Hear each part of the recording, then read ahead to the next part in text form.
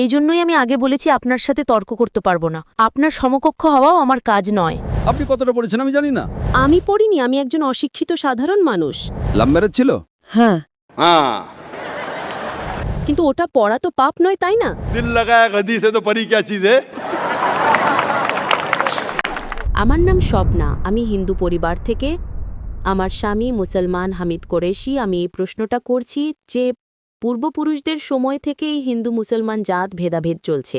তো আপনি বলেন যে হিন্দু মুসলিম আলাদা আলাদা নয়, এরা সব এক। আমি মানি, কিন্তু ব্যাপারটা হলো যখন কোনো হিন্দু বাচ্চা হয় তখন তাকে হিন্দু রীতিতে বরণ করা হয়, মুসলিম বাচ্চা হয় মুসলিম রীতিতে বরণ করা হয়, যেমন তার কানে আজান দেওয়া হয়। আর যখন হিন্দু বাচ্চা হয় তার নাম কৃষ্ণ বা রাম নাম রাখা হয়। যাকে যেরকম শিক্ষা দেওয়া হয় সে সেরকমই শিক্ষা পায়। যেমন আমাদের শেখানো হয়েছে ছোটবেলা থেকে ভগবানকে মানতে, আমরা ভগবানকে মানি। আমরা মুসলমান ধর্মকেও মানি, এমন নয় যে মানি না। আমাকে যেরকম শিক্ষা দেওয়া হয়েছে সেই শিক্ষাকেই আমি মানি। কিন্তু আপনি বলেন যে মুসলিম সঠিক আর হিন্দু ভুল, এমনটা কিভাবে বলতে পারেন? পূর্বপুরুষরা এত বড় মানুষ ছিলেন, তারা অনেক কিছু জানতেন। আমি আপনার সাথে তর্ক করতে পারবো না, কারণ আপনি অনেক কিছু জানেন আর আমি কিছুই জানি না। আমাদের বাবাদাদারা এসব দেখে এসেছেন এবং আমরাও দেখেছি যে আমরা গুরুজন, তাদের আমি সম্মান করি। তিনি আমার সাথে তর্ক করতে চান না, আমিও আপনার সাথে তর্ক করতে চাই না। করতে পারবো না কারণ আমার অত শিক্ষা নেই, অতটা বলতে পারবো না, তাই না? বোনের প্রশ্ন হলো যে আমি বলি হিন্দু মুসলিম এক, কিন্তু যে হিন্দু পরিবারে জন্মায় তাকে হিন্দু শিক্ষা দেওয়া হয়, যে মুসলিম পরিবারে জন্মায় তাকে মুসলিম শিক্ষা দেওয়া হয়। তাহলে এটা কিভাবে বলা যায় যে মুসলিম সঠিক আর হিন্দু ভুল?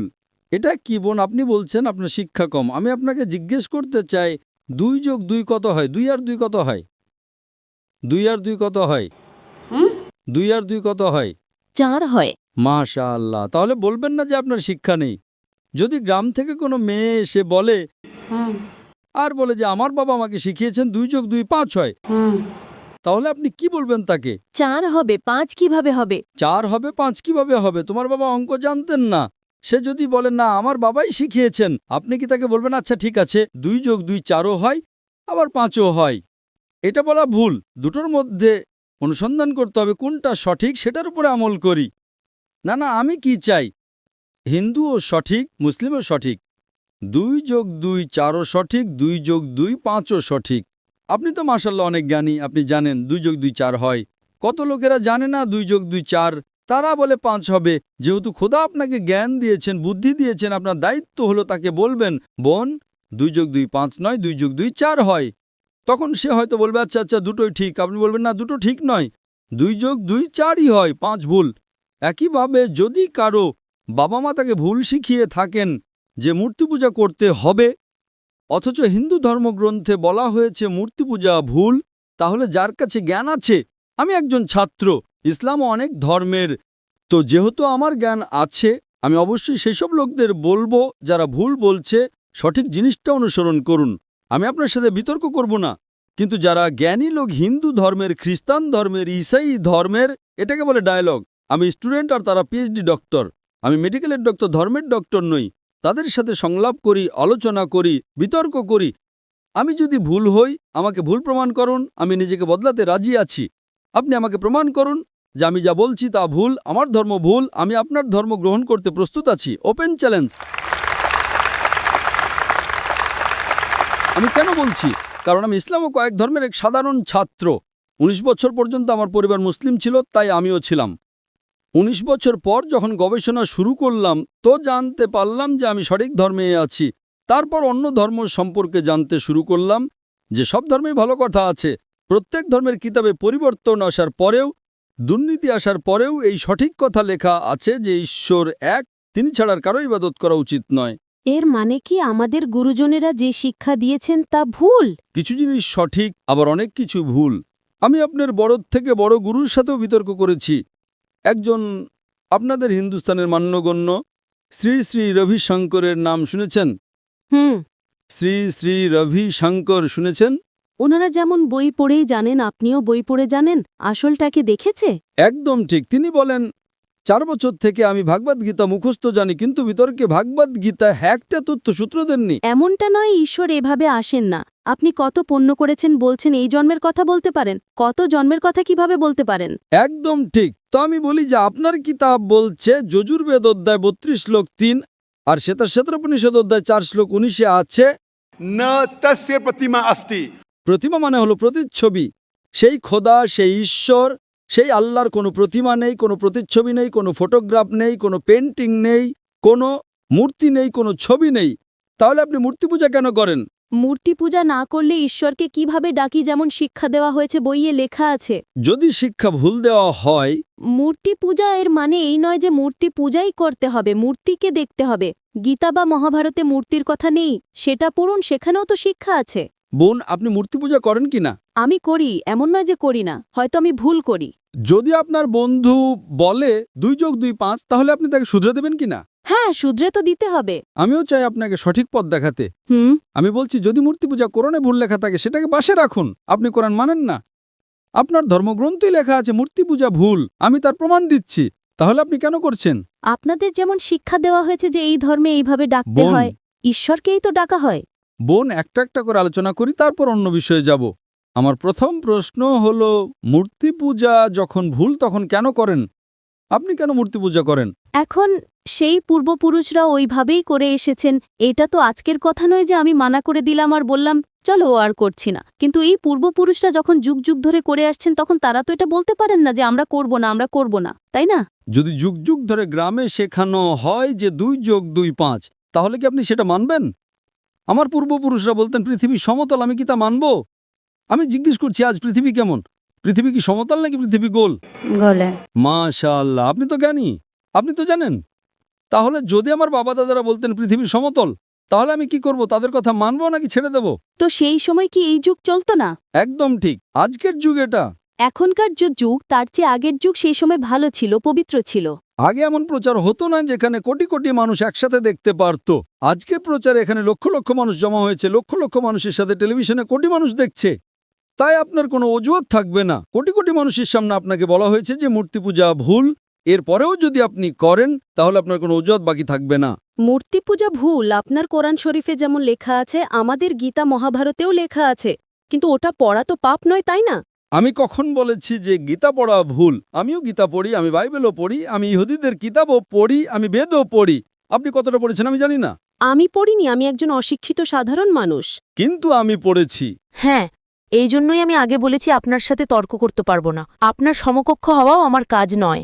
হ্যাঁ, তো আমি আপনার সাথে তর্ক করছি না, আমি শুধু অনুরোধ করছি। কিন্তু আমি এটা বলতে চাইছি না আমাদের পূর্বপুরুষরা যা করে এসেছেন সেটা কি ভুল? এজন্যই তো বললাম, আমার পূর্বপুরুষরা বলতেন যে পৃথিবী সমতল, দুনিয়া সমতল। আমি সেই পূর্বপুরুষদের কথা কি মানব? আমি পূর্বপুরুষদের সম্মান করব, তারা আমার বড় ছিলেন, আমার বাবা দাদা ছিলেন। সম্মান করার মানে এই নয় যে তাদের সব কথা মানতে হবে। যদি আমার পূর্বপুরুষরা বলতেন 2 যোগ 2 5, তাহলে কি মানব? না। আমি শ্রদ্ধার সাথে আচরণ করব, আমি তাদের গালি দেব না, আমি তাদের অসম্মান করব না, ভালোবাসার সাথেই বলবো, কিন্তু বলবো যে আপনি ভুল। হুম। আর যদি নাও বলি, অন্তত আমার জীবনে সেটার ওপর আমল করব না। হুম। আমি জিজ্ঞেস করতে চাই যে যখন আপনার ধর্মগ্রন্থ বলছে আপনার স্বামীর কিতাব, হুম। আপনি তো আপনার স্বামীকে বিয়ে করেছেন, তাই না? হ্যাঁ। লাভ ম্যারেজ ছিল? হ্যাঁ। हाँ ঠিক ছিল না ভুল ছিল সেটা অন্য কথা, কিন্তু যখন আপনি আপনার স্বামীকে এত ভালোবাসেন, আপনার স্বামী আপনাকে ভালোবাসেন কিনা? হ্যাঁ। করেন তো? হ্যাঁ। আমি আমার স্ত্রীকে খুব ভালোবাসি, আমি আমার স্ত্রীকে সবচেয়ে বেশি ভালোবাসি। আপনার স্বামী আপনাকে ভালোবাসেন, তিনি কি চান না যে আপনি জান্নাতে যান? না। আপনি কি চান যে আপনার স্বামী জান্নাতে যাক? যাক কিনা? হ্যাঁ। তাহলে আমি জিজ্ঞেস করি, যদি একটা গাড়ি থাকে আর সেই গাড়িটা যখন চলে, তার একটা চাকা সাইকেলের আর আরেকটা চাকা ট্রাক্টরের, গাড়িটা চলবে কি? না। চলবে না, ভারসাম্যহীন। এজন্য আমাদের দেখা উচিত কোনটা একটা সঠিক। 4 টায়ার যদি লাগিয়ে দেয় সাইকেলের, তাহলে হয়ে যাবে হাতগাড়ি। যদি ট্রাকের টায়ার লাগাই, হয়ে যাবে ট্রাক। তাই আমাদের এটা অনুসন্ধান করা উচিত। আমি এটা বলছি না যে চোখ বন্ধ করে আপনি আপনার স্বামীর কথা মেনে নিন। শিক্ষিত হওয়া জরুরি নয়, কিন্তু বুদ্ধিমান প্রজ্ঞাবান হওয়া জরুরি। আমাদের শেষ নবী মুহাম্মদ সাল্লাল্লাহু আলাইহি ওয়াসাল্লাম, তিনিও নিরক্ষর ছিলেন, কিন্তু সবচেয়ে জ্ঞানী ছিলেন। তো আমি আপনাকে জিজ্ঞেস করছি, যখন স্পষ্টভাবে আপনার বইয়ে হিন্দু ধর্মগ্রন্থে এবং কোরআনে লেখা আছে, তখন আপনার পূর্বপুরুষরা যদি ভুল কথা বলতেন, তাহলে কি আপনার সেই ভুল জিনিসের ওপর আমল করা জরুরি? না। তাহলে আপনি কেন মূর্তি পূজা ছাড়েন না? আপনি বলেন আপনি আপনার স্বামীকে ভালোবাসেন কিনা সেটা একটা প্রশ্নচিহ্ন। এটা বাহ্যিক ভালোবাসা। সত্যিকারের ভালোবাসা হলে আমি চাইবো যে এই দুনিয়াতেও এবং আখেরাতেও আমার স্ত্রী আমার সাথে থাকুক। আপনি কি চাইবেন না যে আপনার স্বামী আপনার সাথে থাকুক? চাইবেন কি না? হ্যাঁ। তাহলে আপনি কি এটা অনুসন্ধান করবেন না যে কে সঠিক, আপনার স্বামী নাকি আপনি? কারণ আপনার হিন্দু ধর্মগ্রন্থ লেখা আছে এটা হারাম। ইয়া। তাহলে আপনি কি মূর্তি পূজা ছাড়তে প্রস্তুত? হ্যাঁ। মাশাআল্লাহ। আপনি কি মানেন যে খোদা এক? হ্যাঁ।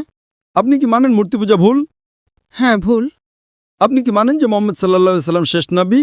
হ্যাঁ, হ্যাঁ। মাশাআল্লাহ। এর মানে আপনি মুসলিম? হ্যাঁ, হ্যাঁ। স্বামী মুসলমান হলে স্ত্রীও মুসলমানই হয়। কি? স্বামী মুসলমান হলে স্ত্রী মুসলমানই হয়। স্বামী আছে তাই মুসলমান এমনটা সবসময় জরুরি নয়, উল্টোটাও হয়। স্ত্রীও স্বামীর পরিবর্তনের কারণ হয়ে যায়। কারণ একটা প্রবাদ আছে, আমি বলবো সঠিক নাকি ভুল। दिल लगाया गदी से तो परी क्या चीज है। তো ভালোবাসা অন্ধও হয়। আমার উর্দু অতটা ভালো নয়, সব কবিতা পাবলিকের জন্য নয়। তো আমি বলতে চাই, আপনি তো বিয়ে করেছেন, ভালোবেসেছেন, কিন্তু বাস্তবে আপনি যদি মূর্তি পূজা ছাড়তে প্রস্তুত থাকেন, এক খোদাকে মানতে প্রস্তুত থাকেন এবং এটা মানতে প্রস্তুত থাকেন যে মোহাম্মদ সাল্লাল্লাহু আলাইহি সাল্লাম শেষ নবী, তাহলে আপনি নিজেকে মুসলিম বলতে পারেন। হ্যাঁ, আমি তো মুসলমানই। মাশাআল্লাহ। তাহলে আপনি মানেন যে খোদা এক? হ্যাঁ। আপনি মানেন মূর্তি পূজা ভুল? হ্যাঁ, ভুল। আপনি মানেন যে মোহাম্মদ সাল্লাল্লাহু আলাইহি সাল্লাম শেষ নবী? হ্যাঁ। মাশাআল্লাহ। আপনাকে কেউ জোর করছে ইসলাম গ্রহণ করার জন্য? না, না, আমাকে কখনো কেউ জোর করেনি। কত বছর আগে আপনার বিয়ে হয়েছে? এখন ৮-৯ বছর হয়ে গেছে। 9 বছর হয়ে গেছে। আপনার স্বামী জোর করেননি। ঠিক করেছেন না ভুল করেছেন সেটা পরে আলোচনা করা যাবে, কিন্তু আজকে আপনি নিজের মন থেকে ইসলাম গ্রহণ করতে চান। হ্যাঁ। আপনার উপর কোনো চাপ নেই, না। আপনি মন থেকে করতে চান। হ্যাঁ। ইনশাআল্লাহ। আমি আরবিতে বলবো আর আপনি তা পুনরাবৃত্তি করবেন। अशहदु আশহাদু अल्लाह আল্লাহ इलाहा ইলাহা इल्लल्लाह ইল্লাল্লাহ व अशहदु ওয়া আশহাদু अन्ना আন্না मुहम्मदन মুহাম্মাদান अब्दुहु আবদুহু व रसूलुहु। ওয়া রাসূলুহু। মাশাআল্লাহ। মাশাআল্লাহ। আপনি মুসলমান হয়ে গেছেন, আপনি 9 বছর পর মুসলমান হয়ে গেছেন। আমি অনুরোধ করব যে আপনি ইসলামের জ্ঞান অর্জন করেন, কোরআন অনুবাদের সাথে পড়েন আর সেটার উপর আমল করেন। আপনার এই শাহাদাত আমার গতকালের বয়ানকে সম্পূর্ণ করেছে। আমি বলেছিলাম জ্ঞান 2 পৃথিবীর জন্য। সেই জ্ঞান আপনি পিএইচডি করেন, টিচার হন, প্রফেসর হন, কিন্তু আপনার রবের দিকে নিয়ে আসবে না, আপনার সৃষ্টিকর্তার দিকে নিয়ে আসবে না। সেই জ্ঞান দিয়ে কি লাভ? আপনি সেই প্রফেসরের থেকেও উত্তম যার জ্ঞান তার রবের দিকে নিয়ে আসছে না। আমি আপনাকে ধন্যবাদ জানাই আর আল্লাহর কাছে দোয়া করি আপনাকে এই দুনিয়ার আখিরাতে ইনশাআল্লাহ জান্নাত দিক।